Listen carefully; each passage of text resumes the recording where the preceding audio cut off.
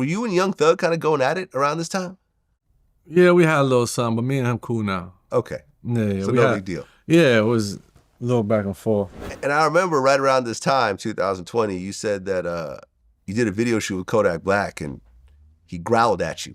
Yeah, besides my guy Kodak, he's the illest because... What does that even mean? Like, describe to me what happened. It's called Bite Down. It's called Lockjaw. We did a song called Lockjaw. And me and my boy used to always be, we used to always be high. Mm. You know what I'm saying? And he's a legend, man. Like, you know, Kodak be rapping about where he lived. Oh yeah, Put it like that. Definitely one of the realest. He lives the shit that he raps about. Yes. Just got out of jail recently. Yeah. So yeah, and I hope that at some point, because I feel like Kodak is one of these dudes that has had drug problems for a while. Yeah, but I don't even think it's a drug problem. I just think it's the same thing I went through.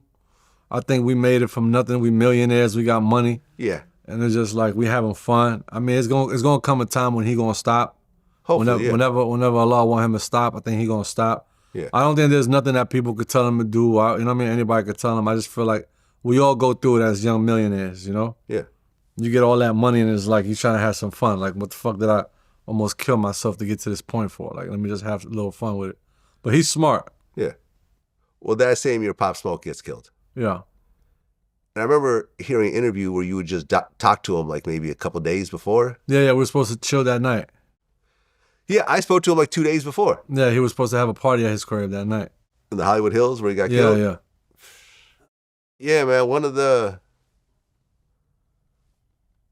Like, we literally, like, I had his phone number. I would call him, be like, yo, let's do this interview. Where are you at? Like, I want to do it to him, do it with him in person. I didn't want to be like a remote interview. And every time I would call, every time I'd be in New York, he'd be in LA. I'd come back to LA, he'd be in New York. And it just kept going for months. In retrospect, I should have just said, fuck it. Let's just do it remotely. But I never did it. Because I remember I congratulated him on the Jack Boys album. I was like, yo, you on the Jack Boy with Travis Scott, who was the biggest thing at the time? Like, yo, congrats. Like, oh, thank you so much. He gave me that song to get on it. And I was so drunk that like my verse, I stuttered throughout my verse. I was slurring. He was like, yo, do your verse over. This. By the time I got a chance to do it, it was already out. Yeah. So, and me and him were supposed to have a tape together. It's crazy. Yeah, I mean, he was the king of drill. Child of drill. The New York drill. Yeah, absolutely. All these dudes that he's came the king of drill. Him, there's nobody bigger than him in drill. Yeah, I mean, he put Dior on the map, meaning that, yes, Dior was a brand, but nobody in hip-hop was wearing that shit.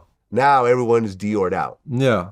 No, he's the king of drill. He's the king of drill. Rest in peace, man. Yeah. It's sad. And I remember me and his manager, I barked at him real bad this one time because he reached out to me to interview Pop early on, and then he stopped answering his phone. Yeah.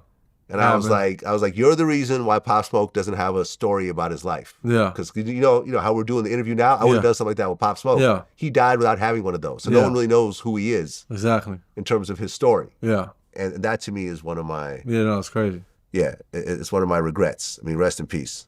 Rest in peace.